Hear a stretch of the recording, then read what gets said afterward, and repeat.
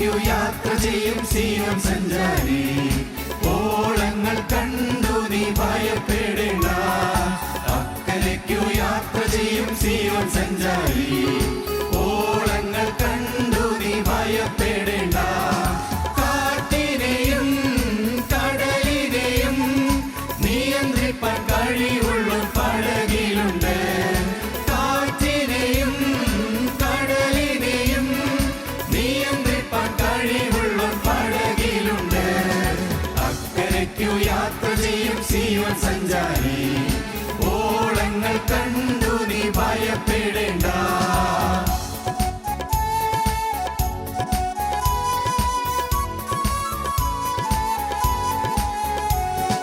വിശ്വാസമാം പടകിൽ യാത്ര ചെയ്യുമ്പോൾ തണ്ടു വലിച്ചു നീ വലഞ്ഞിടുമ്പോൾ. വിശ്വാസമാം പടകിൽ യാത്ര ചെയ്യുമ്പോൾ തണ്ടു വലിച്ചു നീ വലഞ്ഞിടുമ്പോൾ. ഭയപ്പെടേണ്ട, കർത്തൻ കൂടെയുണ്ട്, അടുപ്പിക്കും സ്വർഗീയ തുറമുഖത്ത്. ഭയപ്പെടേണ്ട, കർത്തൻ കൂടെയുണ്ട്, അടുപ്പിക്കും സ്വർഗീയ തുറമുഖത്ത്. അക്കരയ്ക്കു യാത്ര ചെയ്യും സീയോൻ സഞ്ചാരി, ഓളങ്ങൾ കണ്ടു നീ ഭയപ്പെടേണ്ട.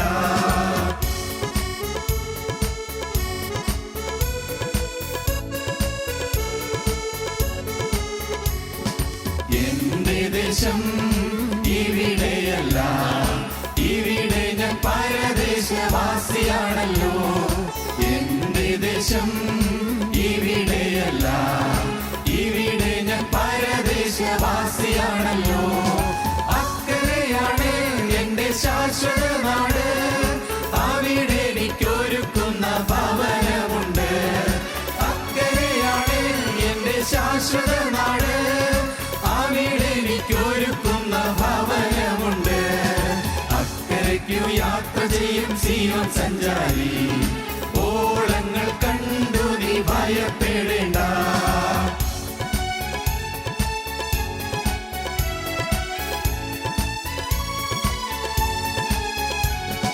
കുഞ്ഞാടതിൻ വിളക്കാണ്, ഇരുളൊരു ദേശവും അവിടെയില്ല.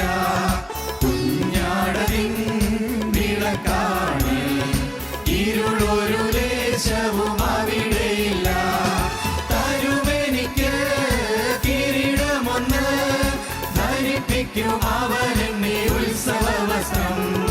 തരുമെനിക്ക് കിരീടമൊന്ന്, ധരിപ്പിക്കും അവനെന്നെ ഉത്സവ വസ്ത്രം.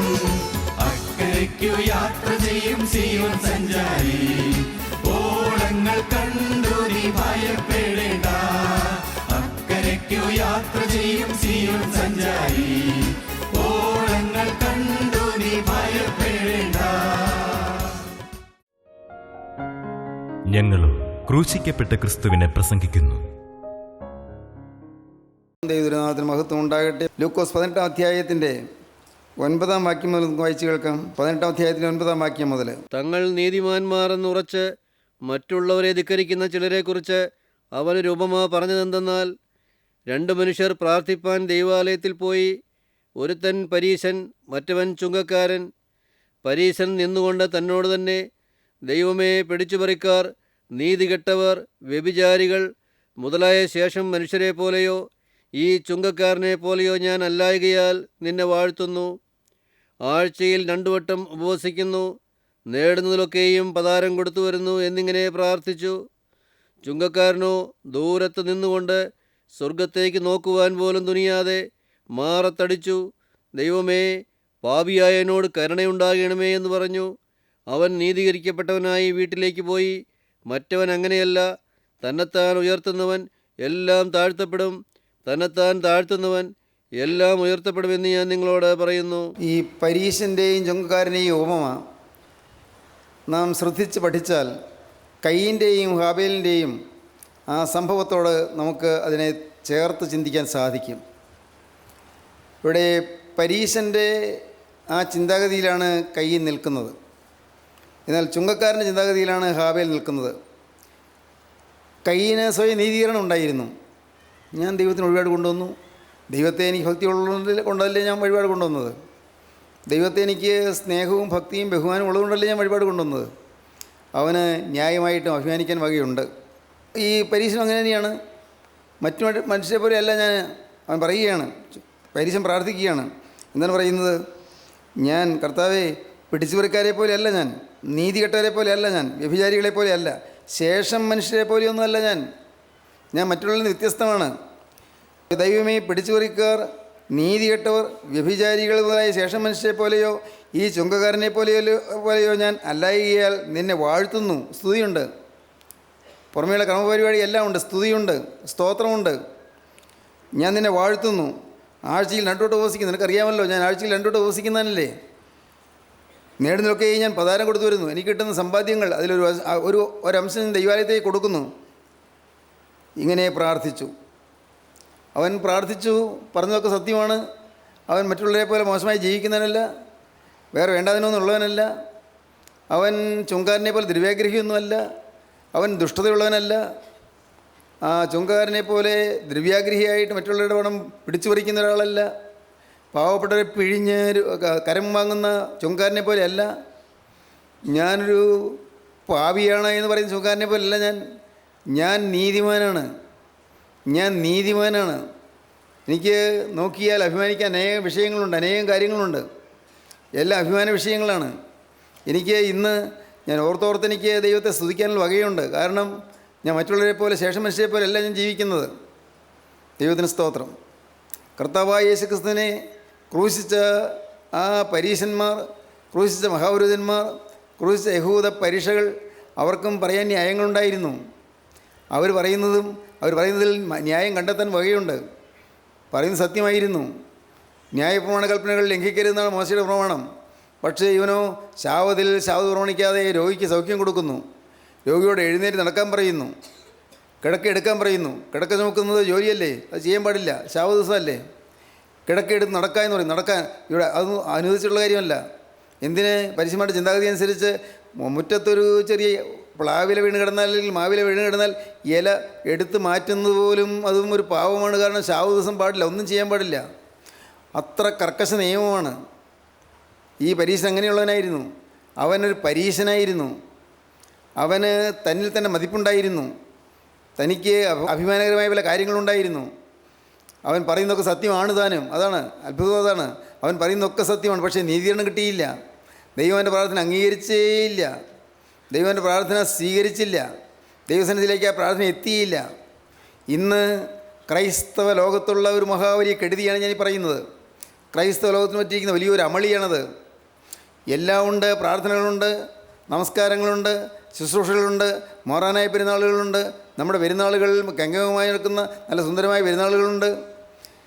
ഒരുപക്ഷേ പള്ളിപ്പെരുന്നാൾ ഏറ്റുകഴിക്കുന്നവർ അവർ പറയുന്നത് പോലെ അവർ രൂപചലവിധികളും നല്ല കഥാപ്രസംഗങ്ങളുണ്ട്, നല്ല നാടകങ്ങളുണ്ട്, നല്ല ഗായക സംഘമുണ്ട്. ഇതെല്ലാം ഉണ്ട്, എല്ലാ വിശേഷങ്ങളുമുണ്ട്. നോക്കിയാൽ നല്ല ഉദ്ദേശത്തോടുകൂടിയാണ് ചെയ്യുന്നത്, ഒരു അനുഗ്രഹം കിട്ടാൻ വേണ്ടിയാണ് ചെയ്യുന്നത്. പക്ഷേ അവർക്ക് നീതീകരണമുണ്ട്. ഇന്നത്തെ പരീശന്മാരെ പോലെ തന്നെ ഇന്നും പരീശന്മാരുണ്ട്. ഇന്നും തങ്ങൾക്ക് തന്നെ നീതിമാന്മാരെന്ന് തോന്നുന്ന ആളുകളുണ്ട്. തങ്ങൾക്ക് തന്നെ വിലപ്പെട്ടവരായിട്ട് തോന്നിയ ആളുകളുണ്ട്. അഭിമാനകരമായ പലതും ഉണ്ട്. ഇന്ന് സെമിനാരികളുണ്ട്, തിയോളജിക്കൽ കോളേജുകളുണ്ട്, ഇന്ന് PhD ഡിഗ്രിയുള്ള അനേകം അധ്യാപകരുണ്ട്. കൊള്ളാമല്ലോ, നല്ലത്. പ്രിയപ്പെട്ടവരെ, ഇന്ന് അനേകം ആഡംബരങ്ങളുണ്ട്, ചടങ്ങുകളുണ്ട്, ആചാരങ്ങളുണ്ട്. വളരെ ഗംഭീരമായ നെടുകിടങ്കൻ പ്രസംഗങ്ങൾ ചെയ്യുന്ന കൺവെൻഷൻ പന്തലുകളുണ്ട്. എന്നാൽ പ്രിയപ്പെട്ടവരെ, ഇതെല്ലാം ഉണ്ട്. അഭിമാനിച്ചുകൊണ്ട് മനുഷ്യൻ നടക്കുകയാണ്.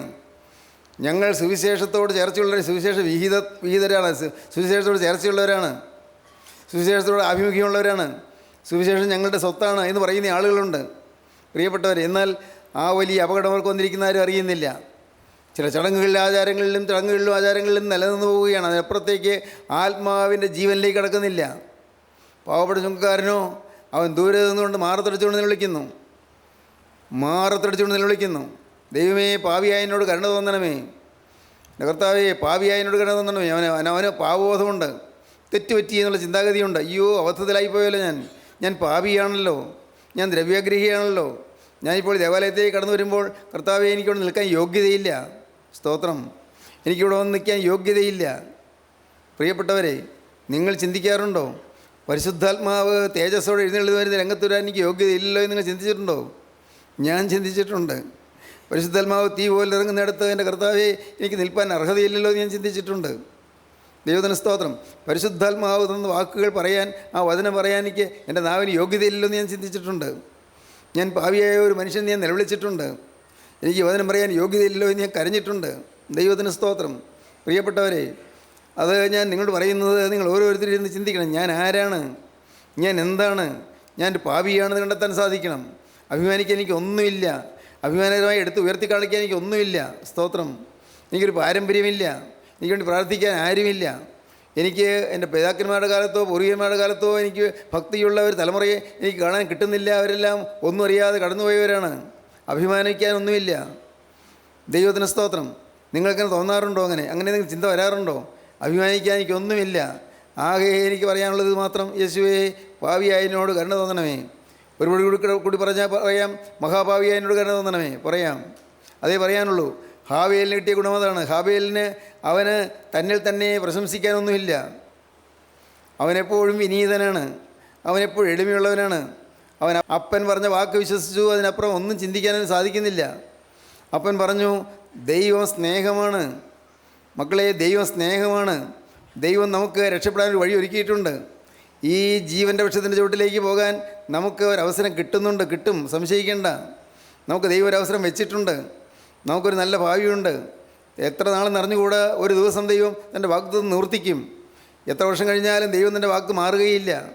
സ്ത്രീ ഇടസന്ധി പാമ്പിൻ്റെ തല ചതയ്ക്കുമെന്ന് പറഞ്ഞാൽ ആ വാക്ക് ദൈവം മാറ്റുകയില്ല. അതുകൊണ്ട് മക്കളെ, നിങ്ങൾ വിഷാദിക്കേണ്ട, നിരാശപ്പെടേണ്ട. അതാ വേണമെങ്കിൽ ഇങ്ങനെ പറയുമായിരിക്കും, എനിക്കും വിഷമമുണ്ട്, കാരണം ദൈവിക സാദൃശ്യം നഷ്ടപ്പെട്ടു പോയില്ലേ, ദൈവത്തിൻ്റെ തേജസ് ഉരിഞ്ഞു പോയില്ലേ, എനിക്കും വേദനയുണ്ട്. പക്ഷേ എൻ്റെ അബദ്ധം കൊണ്ട് വന്നുപോയതല്ലേ, എനിക്ക് അപകടം പറ്റിപ്പോയതല്ലേ. മക്കളെ, നിങ്ങളും വിഷമിക്കരുത്, നിരാശപ്പെടരുത്.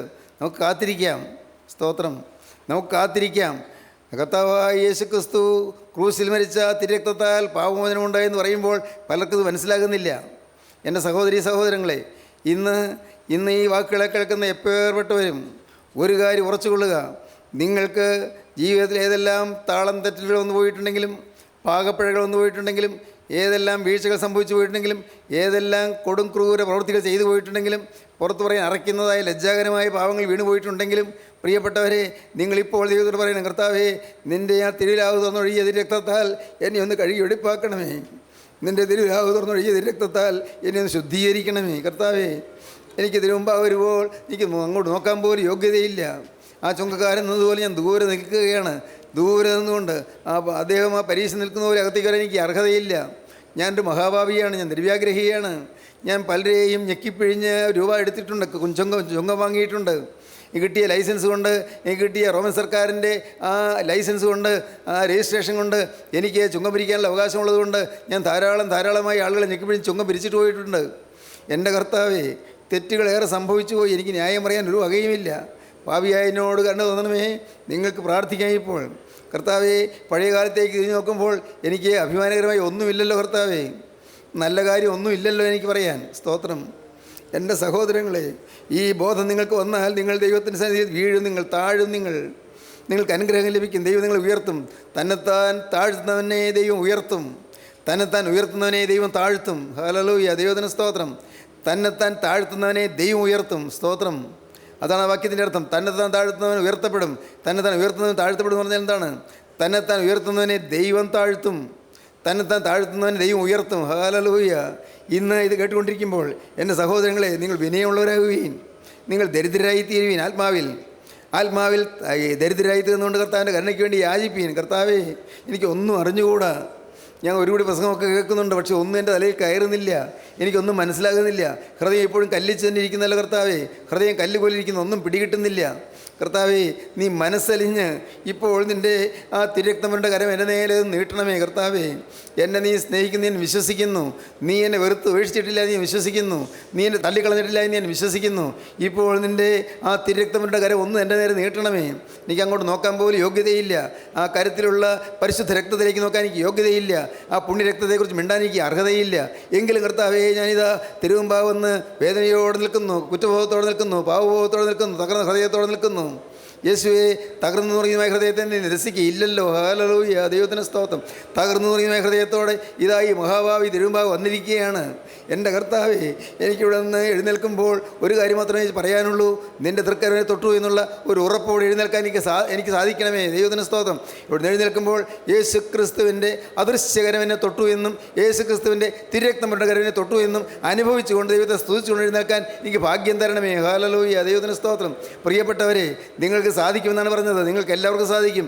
ആരും മാറി നിൽക്കേണ്ട, ആർക്കും യോഗ്യതയില്ല എന്ന് പറയണ്ട, ഞാൻ മഹാഭാവിയല്ലേ എന്ന് പറയണ്ട, എനിക്ക് യോഗ്യതയില്ലോ എന്ന് പറയണ്ട, എനിക്ക് വിദ്യാഭ്യാസമില്ലല്ലോ എന്ന് പറയണ്ട, എനിക്ക് ഇംഗ്ലീഷ് വായിക്കാൻ അറിഞ്ഞുകൂടല്ലോ എന്ന് പറയണ്ട. വേണ്ട, നിങ്ങൾ അതൊന്നും പറയണ്ട. നിങ്ങളിലേക്ക് കർത്താവ് നോക്കുന്നത് മാത്രം. നിങ്ങൾക്കൊരു എളിമയുണ്ടോ, ഒരു എളിയ ഹൃദയമുണ്ടോ? ഞാൻ പാവി എന്നുള്ളൊരു കാഴ്ചപ്പാട് കിട്ടുന്നുണ്ടോ? ഞാൻ പാവിയാണ്, എനിക്ക് രക്ഷകനുണ്ട് എന്നുള്ള വിശ്വാസം വരുന്നുണ്ടോ? ഞാൻ പാവിയാണെങ്കിലും എന്നെ സ്നേഹിക്കുന്ന ക്രിസ്തു ജീവിക്കുന്നുള്ള വിശ്വാസമുണ്ടോ? 2000 വർഷം മുമ്പ് ക്രൂസിൽ മരിച്ച് കടന്നുപോയ ക്രിസ്തു ഇന്ന് ഉയർത്തെഴുന്നേറ്റ് ജീവിക്കുന്നു, അവൻ എൻ്റെ അടുക്കലേക്ക് ഇപ്പോൾ വന്നിരിക്കുന്നുള്ള വിശ്വാസം നിങ്ങൾക്കുണ്ടോ? അവൻ്റെ കരം എൻ്റെ നേരെ നീട്ടിയിരിക്കുന്നതെന്നും എൻ്റെ സ്വഭാവത്തെ മാറ്റാൻ അവൻ ശക്തനാണെന്ന് നിങ്ങൾക്ക് വിശ്വാസമുണ്ടോ? എങ്കിൽ നിങ്ങൾ ആ യേശു ക്രിസ്തുവിനെ സ്നേഹത്തിൽ വിശ്വസിച്ചുകൊണ്ട് നിങ്ങളുടെ ജീവിതം ക്രിസ്തുവിൻ്റെ പാദത്തിലേക്ക് താഴ്ത്തി വയ്ക്കൂ. Hallelujah, hallelujah. ദൈവമക്കളെ, ക്രിസ്തു അരികത്ത് വന്നിരിക്കുകയാണ്. ക്രിസ്തുങ്ങളുടെ ഇടയിൽ കൂടെ നടക്കുകയാണ്. ക്രിസ്തു നിങ്ങളെ ഓരോരുത്തരെയും നോക്കുകയാണ്. ഓരോരുത്തർ അരികത്ത് വന്ന് കരം ഉയർത്തുകയാണ്. ഹല്ലേലൂയ. യേശു ക്രിസ്തുവിൻ്റെ കരങ്ങളിലേക്ക് നിങ്ങൾ കൊടുക്കാൻ പറ്റുമോ? നിങ്ങൾക്ക് യേശുവിനോട് നിങ്ങൾക്ക് വാക്ക് പറയാൻ പറ്റുമോ? ഹല്ലേലൂയ. യേശു രാജാ എന്നെ തുടരണമേ നിങ്ങൾ പറയൂ. ഹല്ലേലൂയ. യേശു രാജാ അതിരാജ എന്നെ തുടരണമേ നിങ്ങൾ പറയൂ. യേശുവേ നായക എന്നോട് കരുണ തോന്നണമേ എന്ന് പറയൂ. യേശുവേ ദാവീദ് പുത്ര എന്നോട് കരുണ തോന്നണമേ എന്ന് പറയൂ. നിനക്ക് മനസ്സുണ്ടെങ്കിൽ എന്നെ ശുദ്ധമാക്കാൻ കഴിയുമെന്ന് പറയൂ. യേശു ക്രിസ്തുവിന് മനസ്സുണ്ട്, നീ ശുദ്ധമാക എന്ന് പറയുന്ന ആ ശബ്ദം എനിക്ക് കേൾക്കണം കർത്താവേ എന്ന് പറയൂ. തുങ്കക്കാരനോ ദൂരെ നിന്നു, ദൈവത്തിന് സ്തോത്രം. അകത്തുടക്കാൻ പേടിച്ചു നിന്നു. അവനറിയാം ഞാൻ യോഗ്യനല്ല എന്ന്. അവനറിയാം ഞാൻ അർഹനല്ല. എനിക്കിപ്പോൾ ദേവാലയ പരിസരത്ത് വരുവാൻ പോലും എനിക്ക് യോഗ്യതയില്ല. ആ നിൽക്കുന്ന ആ മഹാനായ നീതിമാനെ പോലെ അവിടെ ഒന്ന് നിൽക്കാൻ എനിക്ക് അർഹതയില്ല. സ്തോത്രം. നോക്കൂ, അതാണ് താഴ്മ, അതാണ് എളിമ. പുറമെ വിനയം ഭാവിക്കുന്നതല്ല, അകമേ ആ ഒരു ഒന്നുമില്ലായ്മ റിയലൈസ് ചെയ്യുക, എൻ്റെ നത്തിങ്നെസ് അഡ്മിറ്റ് ചെയ്യുക, എൻ്റെ ഒന്നുമില്ലായ്മ ഞാൻ അങ്ങ് അഡ്മിറ്റ് ചെയ്യുക, അങ്ങ് സമ്മതിച്ചു കൊടുക്കുക. സ്തോത്രം. പ്രാർത്ഥന എന്ന് പറഞ്ഞാൽ എന്താണ്? Prayer is the realisation and admittance of my sinful nature. സ്തോത്രം. എൻ്റെ പാപപ്രകൃതിയെക്കുറിച്ചുള്ള റിയലൈസേഷൻ, ആ ഒരു ബോധ്യം, എൻ്റെ അഡ്മിറ്റൻസ്, ആ ഒരു അംഗീകാരം, ഞാൻ പാവിയാണെന്നുള്ള ആ ഒരു ബോധ്യം വന്നാൽ അതാണ് പ്രയർ, അതാണ് പ്രാർത്ഥന. അല്ലാതെ നിങ്ങൾ ഏറെ നേരം ഇങ്ങനെ പ്രാർത്ഥിച്ച് സ്തുതി സ്തുതി സ്തുതി എന്ന് പറഞ്ഞുകൊണ്ടിരുന്നാലൊന്നും പ്രാർത്ഥനയാവില്ല. കുറേ നേരം വേദവസം വായിച്ചുകൊണ്ടിരുന്നാലും പ്രാർത്ഥനയാവില്ല. ഇരിക്കാം, വേദവസം വായിക്കാൻ കേട്ടോ, തെറ്റല്ല, തീർച്ചയായും വായിക്കണമല്ലോ, സ്തുതിക്കണം. പക്ഷേ ഇതെല്ലാം അർത്ഥവത്തായി തീരണമെങ്കിൽ ഒരു എളിയ ഹൃദയം ലഭിക്കുക. സ്തോത്രം. പാവം ചുങ്കക്കാരൻ നാം വായിക്കുന്ന എന്താണ്? ആ ഉപമയുടെ അവസാനത്തിൽ കർത്താവ് പറയുന്നു, അവൻ നീതീകരിക്കപ്പെട്ടവനായി വീട്ടിലേക്ക് പോയി. മറ്റവൻ അങ്ങനെയല്ല, തന്നെത്താൻ ഉയർത്തുന്നവൻ എല്ലാം താഴ്ത്തപ്പെടും, തന്നെത്താൻ താഴ്ത്തുന്നവൻ എല്ലാം ഉയർത്തപ്പെടുമെന്ന് ഞാൻ നിങ്ങളോട് പറയുന്നു. സ്തോത്രം. അവന് നീതീകരണം കിട്ടി. അവൻ കുറ്റവാളിയാണ്, പക്ഷേ അവൻ നീതീകരണം കിട്ടി. അവനെ നീതിമാനായിട്ട് ദൈവം എണ്ണി. അതാണ്, ദൈവം കണക്കാക്കി, നീതിമാനായിട്ട് എണ്ണി. അവനെ ദൈവം എണ്ണി എന്ന് പറഞ്ഞാൽ അവനെ അങ്ങനെയാണ് ദൈവം കൗണ്ട് ചെയ്തത്. ദൈവം റെക്കൺ ചെയ്തത് അങ്ങനെയാണ്. റെക്കൺ എന്നുള്ള വാക്ക് ഏറ്റവും നല്ലത്. അവനെ ദൈവം റെക്കൺ ചെയ്തത്, അവൻ ദൈവം കണക്കാക്കിയത് നീതിമാനായിട്ടാണ്. പാവിയല്ലേ? ആണ്. മനുഷ്യർ പറയും, ഇത് കണ്ടില്ലേ ആ ചുങ്കക്കാരൻ മഹാദ്രവ്യാഗ്രഹി പറയും, മനുഷ്യർ പറയും. പക്ഷേ അവന് കിട്ടിയ ഭാഗ്യം എന്താണ്? സ്വർഗത്തിലെ ദൈവം എന്നെ നീതിമാനായിട്ട് കാണുന്നു. സ്വർഗത്തിലെ ദൈവം എന്നെ നീതീകരിച്ചു. അതിന് ഞാൻ കൊടുത്ത വിലയോ? ഒന്നും കൊടുത്തില്ല.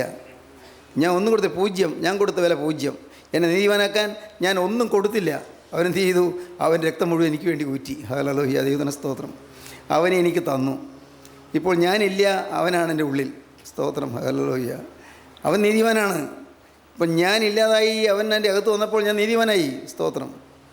അപ്പോൾ നിങ്ങൾ മനസ്സിലാകുന്നു? സ്തോത്രം. ഞാൻ നീതികെട്ടവനാണ്. പക്ഷേ നീതിമാനായ ക്രിസ്തു എൻ്റെ ഹൃദയത്തിലേക്ക് വന്നപ്പോൾ എൻ്റെ പഴയ മനുഷ്യനെ ഉരിഞ്ഞു കളഞ്ഞിട്ട് അവനോട് ശ്വാസം ഉറപ്പിച്ചപ്പോൾ ഞാൻ നീതിമാനായി തീർന്നു. ദൈവം എനിക്ക് നീതീകരണം തന്നു, ജസ്റ്റിഫിക്കേഷൻ തന്നു. ദൈവം എനിക്ക് നീതീകരണം തന്നു, എന്നെ നീതിമാനാക്കി കണക്കാക്കി. ദൈവത്തിന് സ്തോത്രം. പ്രിയപ്പെട്ടവരെ, എങ്ങനെയാണത്? അത് റോമർ ലേഖനം 6-ാം അധ്യായം വായിക്കുമ്പോൾ കാണാം. റോമർക്ക് എഴുതിയ ലേഖനം 6-ാം അധ്യായത്തിൽ നാം വായിക്കുന്നുണ്ട്.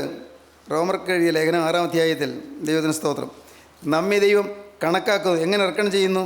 ദൈവം നമ്മെ റെക്കൺ ചെയ്യുന്നത് എങ്ങനെയെന്ന് ഔവണ്ണം നിങ്ങളും പാപസംബന്ധമായി മരിച്ചവരെന്നും ക്രിസ്തുവേശുവിൽ ദൈവത്തിന് ജീവിക്കുന്നവരെന്നും നിങ്ങളെ തന്നെ എണ്ണുവീൻ.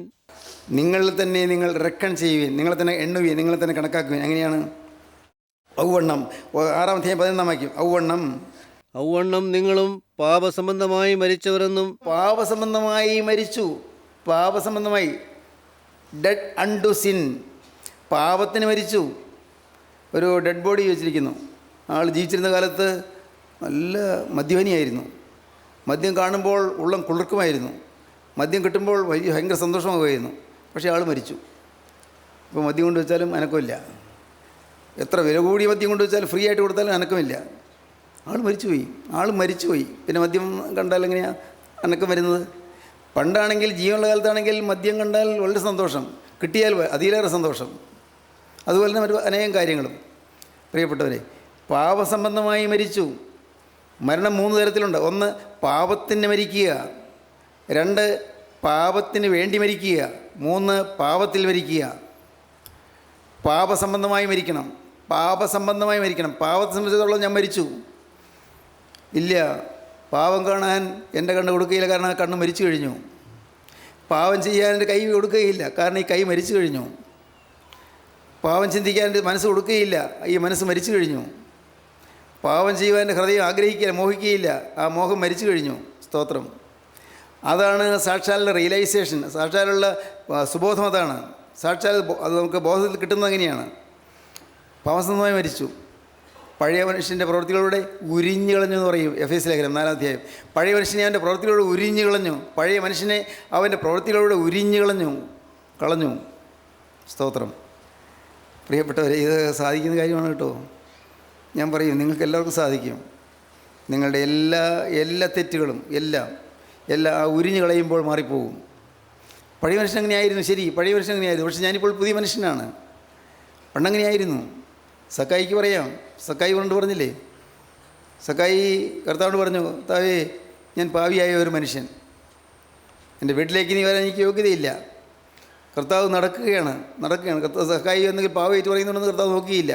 പാവം എന്തെങ്കിലും ഏറ്റു പറയുന്നുണ്ടെന്ന് നോക്കിയില്ല. ഞാൻ ഇന്ന തെറ്റുകൾ ചെയ്തു, ഇന്നോട് ഞാൻ അനേകരോട് ഞാൻ രൂപ തർക്കിച്ച് വാങ്ങിച്ചു, ഞാൻ വിലപേശി വാങ്ങിച്ചു.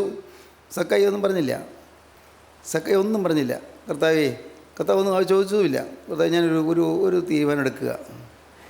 പഴയ സക്കായി മരിച്ചു കർത്താവേ.